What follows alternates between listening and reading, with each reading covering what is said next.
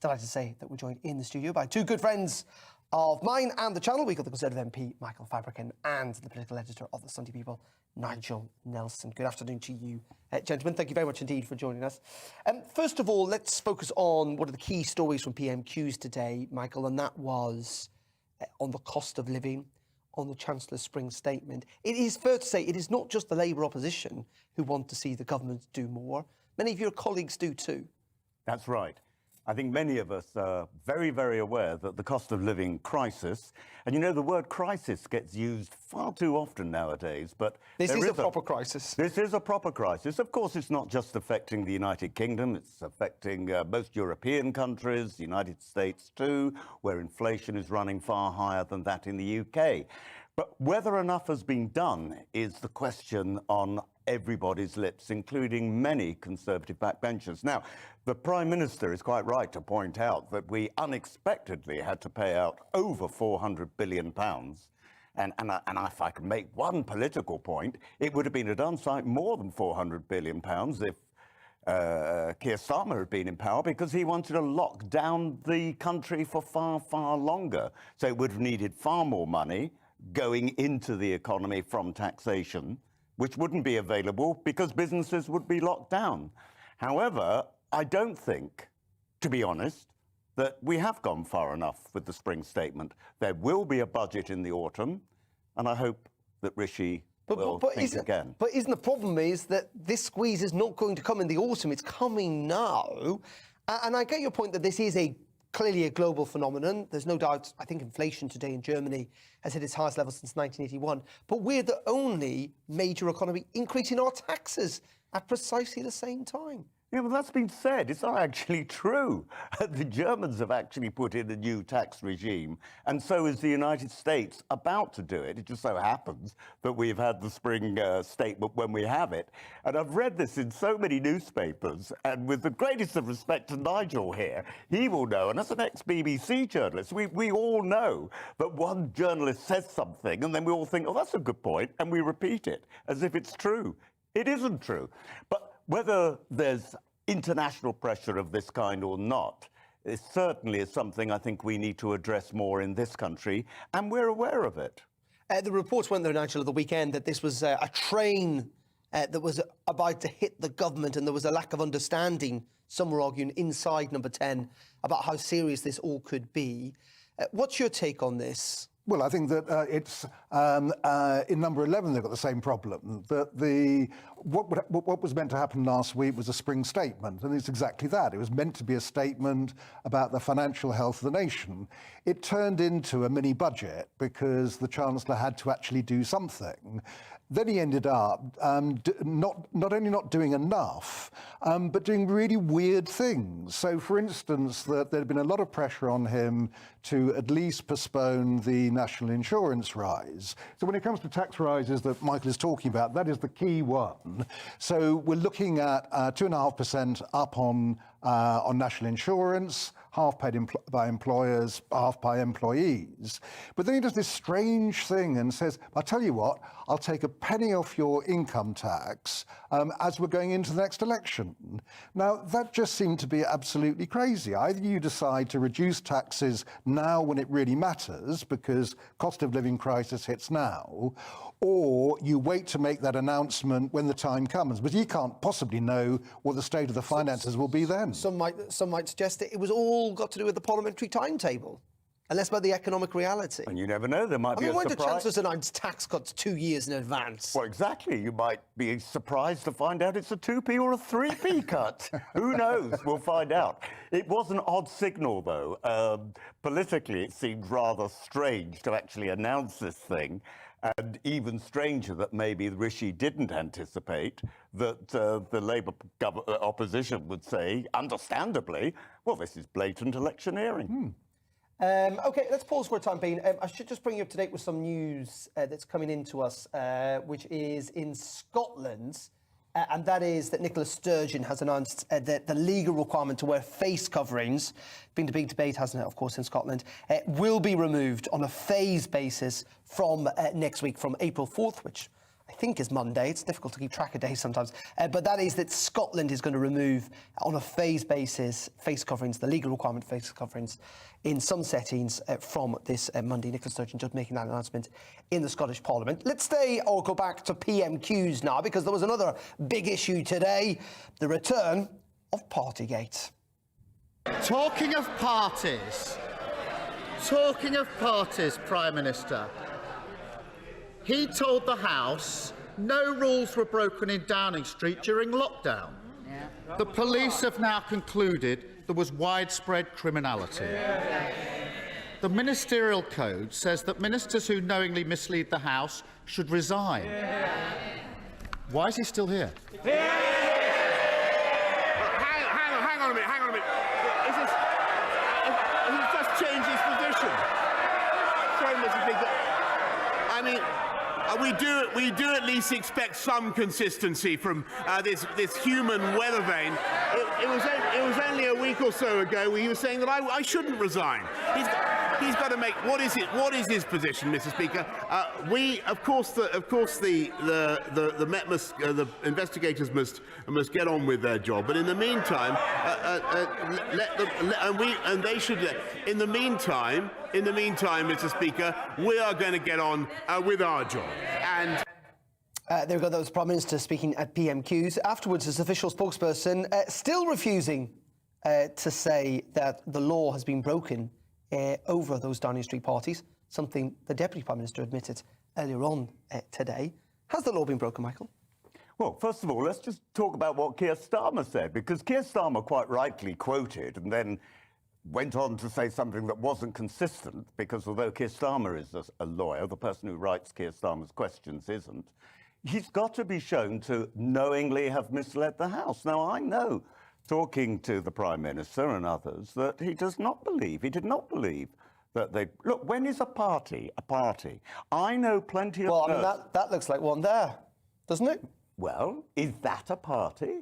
Well, you must have had a very sheltered life, Darren. I can tell you the sort of parties I go to aren't people sitting demurely around. But let me answer the question. I think drinking wine and before eating you cheese. show that video. And it's breaking the rules, however you look at that.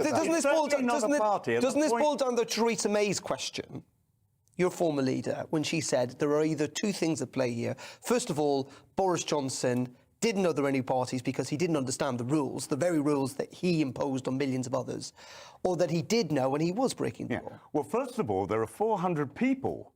I mean, people talk about Downing Street. Keir Starmer talked about Downing Street as if it's one office. I mean, there are 400 people who work in the Downing Street complex.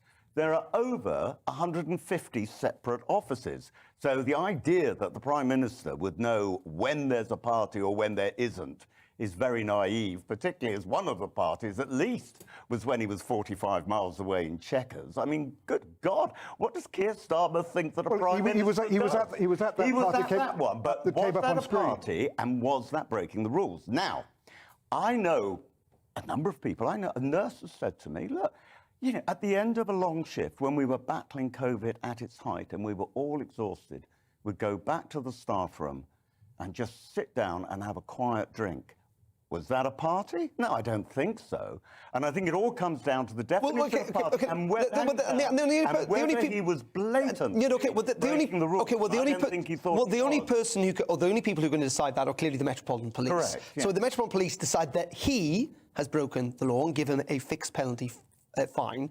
Have they? No, I said if they do. If they do, isn't that a serious enough matter where the Prime Minister should question whether he remains a number 10? Well, he may question, but personally, and let's not even talk about hypothetical things, but you know what? Because it's GP News, I will.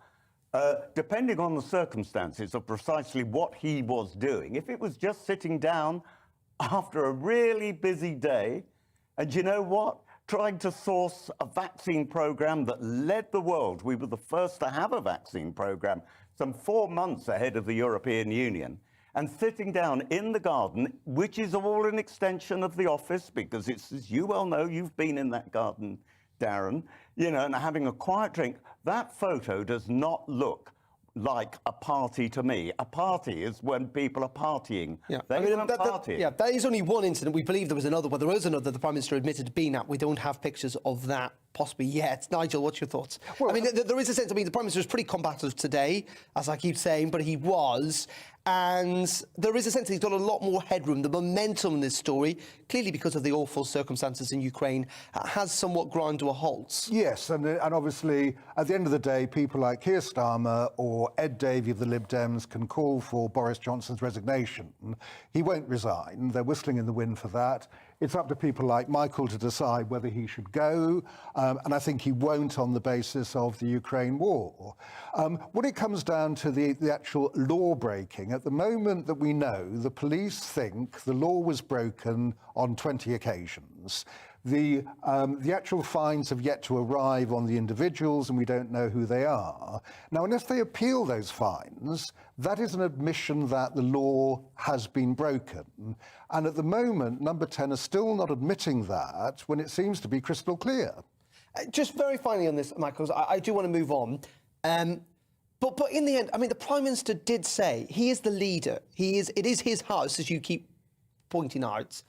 Well, it's big. It's a government building. Well, he lives there, and I mean it's big, but it's not that big. This seems to have now happened multiple times. He said back in December that there were no parties and that all the guidance was followed. I mean, at the very least, that is entirely wrong. Shouldn't he have known that? No, as I say, there are 150 offices in the Downing Street complex. Darren, I'm going to take you there. And I'm going to show you where some of the offices are, in attics, in basements, all over the place. The idea that he would know what's going on in 150 separate offices is nonsense. It truly is. There are reports. And it's very naive of Keir Starmer to think that there are reports that maybe one or two of these parties happened inside his own flat, but we'll have to wait and see what the police come and say that. We want to end this on Jamie Wallis, of course, the MP for Bridgend, who today very bravely came out and reflected on the fact that he has got gender dysphoria, that also he's been a victim of rape and blackmail over the last year or so, but that he wants to essentially start a new life in many regards. And this was the reaction at PMQs. Mr. Speaker, the whole House will have read the statement today from my honourable friend, the member for Bridgend. And I know that the House stands with you and will give you the support that you need to live freely as yourself. Michael, colleague of yours, what's your response? Well, I mean, I think the whole situation that he found himself in was desperately sad. I think the courage that he showed to come out on this issue is incredibly brave. I've got his statement here. He posted it at 3 a.m. in the morning. It was after the Conservative Party met for the first time in 3 or 4 years for an away evening. Notice I'm trying to avoid the word party. Yeah, exactly. And that opening paragraph says, you know, we had a parliamentary photo in the chamber, then we went to dinner together, it was nice, and then he said, lovely to speak to colleagues away from Parliament, because, you know, it was a really nice, loving occasion, actually. What about the Prime Minister's joke at the start that's been reflected upon? In which I'm trying to find it, but essentially he was ribbing, if you like, the Labour leader about his stance on trans issues. Many people felt it was insensitive. I'm not familiar. When did this happen? I will get it for you. You carry on. Today? I'll find it. No. Before the dinner last night, or the drinks last night. I see. I didn't hear because I was sitting so near the back. The acoustics were terrible. So, but you know, we're very, very proud of Jamie. And one of the points he made, which is I thought particularly interesting, actually, was how the whips had been helping him. And the whips had been very supportive. Everyone thinks that the whips, you know, remember there was an incident about 6 or 7 months ago where one of my colleagues said that anybody who's been bullied by the whips should go to the Met Police. And I put out a freedom of information thing with the police commissioner who revealed there had been no complaints whatsoever about the whips. I mean, that was a rather foolish thing to say, but saying actually how supportive and kind the whips have been and helping him. And we're all very, very sincerely proud of him. For fairness, he said, good evening, ladies and gentlemen. This was Boris Johnson last night at that party with Conservative MPs. Good evening, ladies and gentlemen, or as Keir Starmer would put it, people who are assigned female or male at birth. I mean, that might That's have... a joke. This is the whole point. I know, but the whole point is that... wouldn't answer questions on LBC. I wish it had been on GB News, incidentally. No, but my whole point is that people might find that offensive, and given the context, you know, Well, I think Jamie you'd have Wallis to face be. today... I don't think it was offensive at all. I think it was just saying that, as on most things, Keir Starmer wasn't prepared to define anything, even when it came to even trans issues, you know. And this is typical Keir Starmer, but this is not about Keir Starmer. You know, this is about Jamie. And I just think he's been incredibly brave. Look, anybody who knows Boris knows what he used to write years ago, because people have said he's a racist, he's a homophobe. It's absolutely not the case. He is one of the most liberal people. I'm on the left side of the Conservative Party on social issues. I'll be voting for remote abortion later on this afternoon. To maintain it, because we introduced it in COVID. And, you know, I would not be supporting Boris if I thought he was remotely some sort of homophobe, xenophobe, or any other form of phobe. He's an incredibly liberal person. Some would argue too liberal. And just very finally, Nigel, we should reflect, shouldn't we, that, you know, this is historic in many regards. You know, he will be the first trans MP. He'll be the first transgender MP. And what I found today, I thought PMQs was actually very moving, that there was obviously an atmosphere in the House where everybody was actually getting behind him, no matter which party they came from. I thought that was a huge positive. It was heartwarming. Okay. Yeah. Gentlemen, as always, for the time being, thank you very much indeed, Nigel and Michael, there.